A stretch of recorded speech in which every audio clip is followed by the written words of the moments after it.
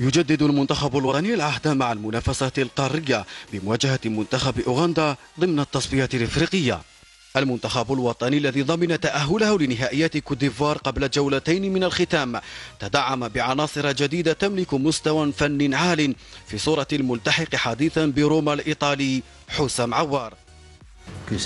قلت فيما سبق أنه من المسؤولية الكبيرة للاعبين الجدد الذين قرروا اختيار تمثيل الجزائر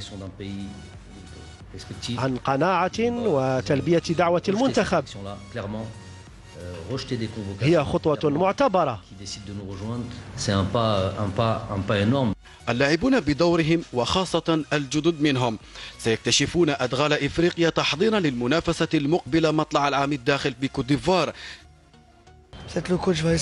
الناخب سيجرب خططا أخرى، هي مباراة مهمة لتحضير كأس إفريقيا القادمة. لا يهم نلعب في ملعب جابوما أو في ملعب آخر، هذا لا يزعجنا تماما. مرحلة جديدة يراها عشاق المنتخب الوطني لإعادة رسم نهج تكتيكي جديد وفلسفة مغايرة لمجابهة كبار القارة مستقبلا وإعادة هيبة بطل نسخة 2019.